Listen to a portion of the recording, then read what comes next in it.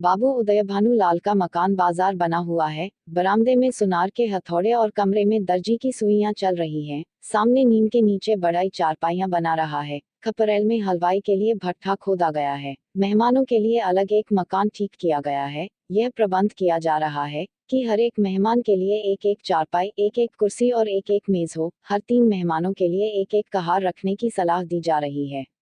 अभी बारात आने में 1 महीने की देर है, लेकिन तैयारियां अभी से हो रही हैं। बारातियों का ऐसा सत्कार किया जाए कि किसी को जबान हिलाने का मौका न मिले। वे लोग भी याद करें कि किसी के यहाँ बारात में गए थे। पूरा मकान बर्तनों से भरा हुआ है। चाय के सेट हैं, नाश्ते की तश्तरियां, थाल, लोटे, गिलास। जो लोग नित्य खाट पर पड़े हुक्का पीते रहते थे, बड़ी तत्परता से काम में लगे हुए हैं। अपनी उपयोगिता सिद्ध करने का ऐसा अच्छा अवसर उन्हें फिर बहुत दिनों के बाद मिलेगा। जहां एक आदमी को जाना होता है, 5 दौड़ते हैं, काम कम होता है, हुल्लड़ अधिक, जरा जरा सी बात पर घंटों तर्क वितर्क होता है और अंत में वकील साहब को आकर निर्णय करना पड़ता है। एक कहता है यह घी खराब है, दूसरा कहता है इससे अच्छा बाजार में मिल जाए तो टांग की राह से निकल जाऊं, तीसरा कहता है इसमें तो ही आती है, चौथा कहता है तुम्हारी नाक ही सड़ गई है, तुम क्या जानो घी किसे कहते हैं। जब से यहाँ आए हो घी मिलने लगा है, नहीं तो घी के दर्शन भी न होते थे। इस पर तकरार बढ़ जाती है और वकील साहब को झगड़ा शांत करना पड़ता है।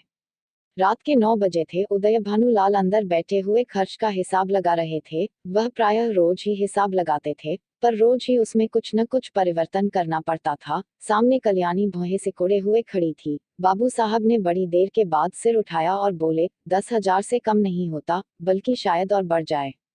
उदय भानु बोले, क्या करूं, जग हंसाई भी तो अच्छी नहीं लगती। कोई शिकायत हुई तो लोग कहेंगे नाम बड़े दर्शन थोड़े। फिर जब वह मुझसे दहेज 1 पाई नहीं लेते, तो मेरा भी कर्तव्य है कि मेहमानों के आदर सत्कार में कोई बात उठा न रखूं।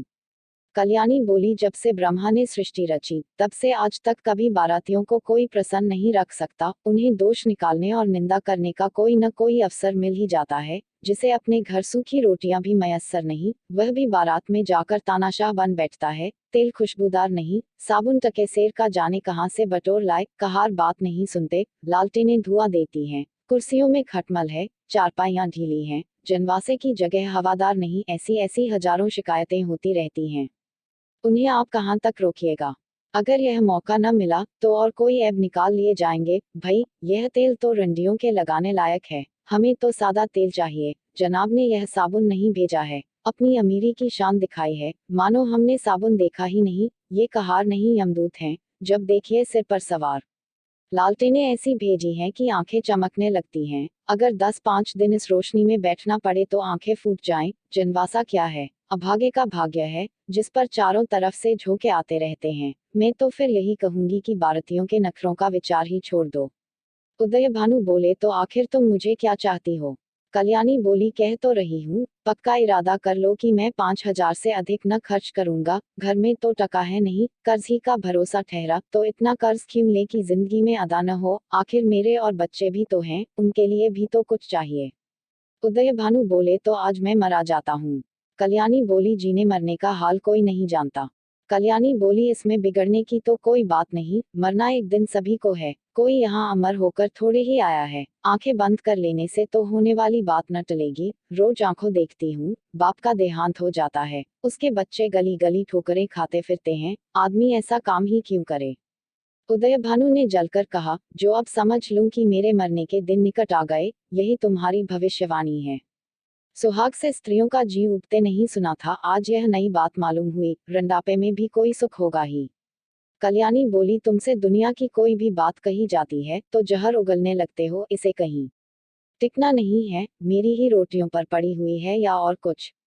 जहाँ कोई बात कही, बस सिर हो गए, मानो मैं घर की लौड़ी हूँ। मेरा केवल रोटी और कपड़े का नाता है। जितना ही मैं दबती हूँ, तुम और भी दबाते हो। मुफ्तखोर माल उड़ाए, कोई मुंह न खोले, शराब कबाब में रुपए लुटे, कोई जबान न हिलाए। वे सारे कांटे मेरे बच्चों ही के लिए तो बोए जा रहे हैं। उदय भानुलाल बोले, तो मैं क्या तुम्हारा गुलाम हूँ। कल्याणी बोली, तो क्या मैं तुम्हारी लौड़ी हूँ। उदय भानुलाल बोले, ऐसे मर्द और होंगे जो औरतों के इशारों पर नाचते हैं। कल्याणी बोली, तो ऐसी स्त्रियों भी होंगी जो मर्दों की जूतियां सहा करती हैं।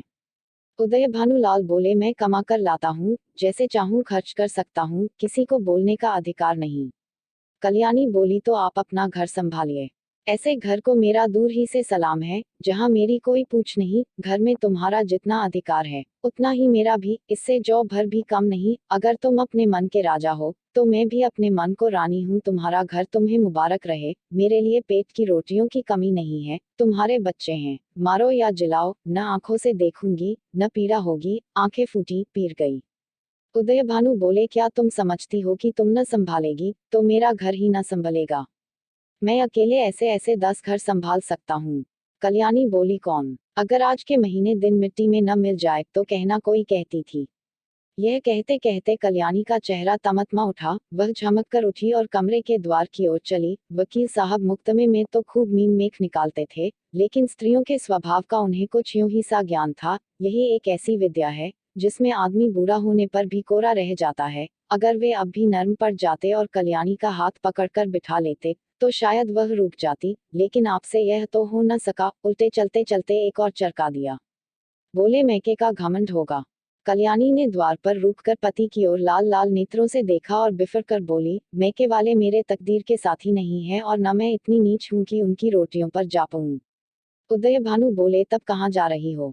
कल्याणी बोली, तुम यह पूछने वाले कौन होते हो? ईश्वर की सृष्टि में असंख्य प्राणियों के लिए जगह है, क्या मेरे ही लिए जगह नहीं है? यह कहकर कल्याणी कमरे के बाहर निकल गई। आंगन में आकर उसने एक बार आकाश की ओर देखा, मानो तारागण को साक्षी दे रही है कि मैं इस घर में कितनी निर्दयता से निकाली जा रही हूँ। रात के 11 बज गए थे। घर में सन्नाटा छा गया था। दोनों बेटों की चारपाई उसी के कमरे में रहती थी। वह अपने कमरे में आई, देखा चंद्रभानु सोया है। सबसे छोटा सूर्यभानु चारपाई पर उठ बैठा है। माता को देखते ही वह बोला, तुम तहाँ दैती अम्मा? कल्याणी दूर ही से खड़े खड़े बोली, कहीं तो नहीं बेटा, तुम्हारे बाबूजी के पास गई थी। सूर्य, तुम तली दई, मुझे अकेले डर लगता था, तुम क्यों तली दई थी, बताओ। यह कहकर बच्चे ने गोद में चढ़ने के लिए दोनों हाथ फैला दिए। कल्याणी अब अपने को न रोक सकी। मातृ स्नेह के सुधा प्रवाह से उसका संतप्त हृदय परिप्लावित हो गया। हृदय के कोमल पौधे, जो क्रोध के ताप से मुरझा गए थे, फिर हरे हो गए, आंखें सजल हो गई। उसने बच्चे को गोद में उठा लिया और छाती से लगाकर बोली, तुमने पुकार क्यों न लिया, बेटा? सूर्य पुतालता तो था, तुम थुनती न थी, बताओ अब तो कभी न दाओगी। कल्याणी बोली, नहीं बेटा, अब नहीं जाऊंगी।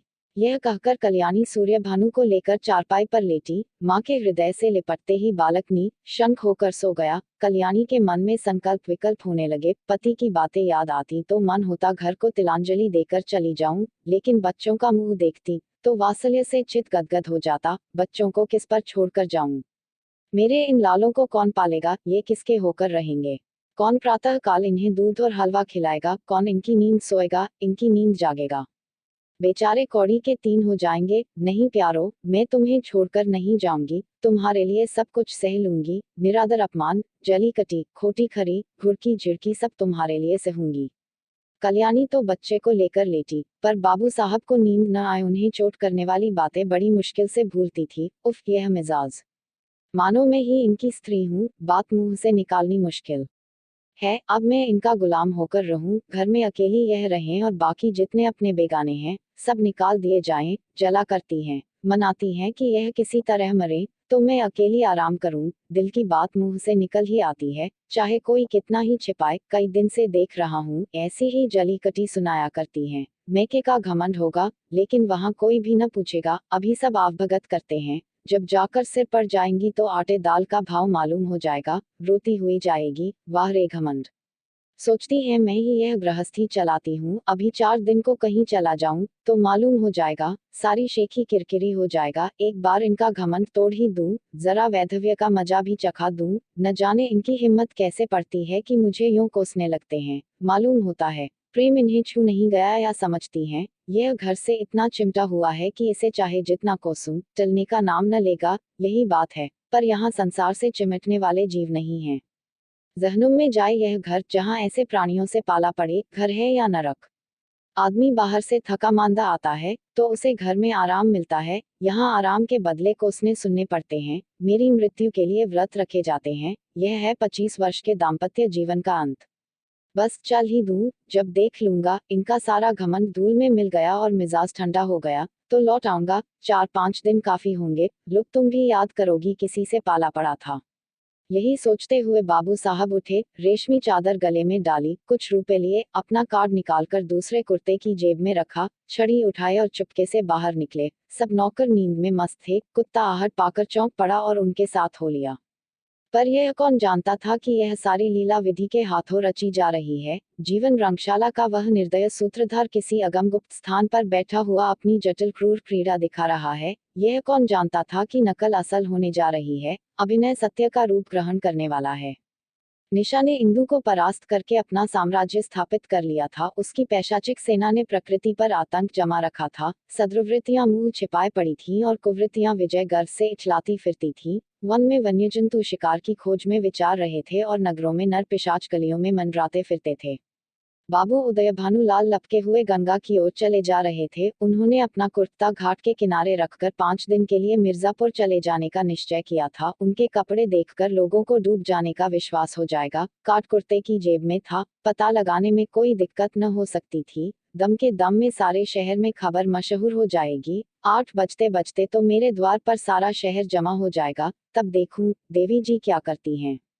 यही सोचते हुए बाबू साहब गलियों में चले जा रहे थे। सहसा उन्हें अपने पीछे किसी दूसरे आदमी के आने की आहट मिली। समझे कोई होगा, आगे बढ़े, लेकिन जिस गली में वह मुड़ते उसी तरफ यह आदमी भी मुड़ता था। तब बाबू साहब को आशंका हुई कि यह आदमी मेरा पीछा कर रहा है। ऐसा आभास हुआ कि इसकी नीयत साफ नहीं है। उन्होंने तुरंत जेबी लालटेन निकाली और उसके प्रकाश में उस आदमी को देखा। एक बलिष्ठ मनुष्य कंधे पर लाठी रखे चला आता था। बाबू साहब उसे देखते ही चौंक पड़े। यह शहर का छटा हुआ बदमाश था। 3 साल पहले उस पर डाके का अभियोग चला था। उदयभानु ने उस मुकदमे में सरकार की ओर से पैरवी की थी और इस बदमाश को 3 साल की सजा दिलाई थी। सभी से वह इनके खून का प्यासा हो रहा था। कल ही वह छूटकर आया था। आज साहब अकेले रात को दिखाई दिए, तो उसने सोचा यह इनसे दाव चुकाने का अच्छा मौका है। ऐसा मौका शायद ही फिर कभी मिले। तुरंत पीछे हो लिया और वार करने की घात ही में था कि बाबू साहब ने जेबी लालटेन जलाई। बदमाश जरा ठिठक कर बोला, क्यों बाबूजी पहचानते हो?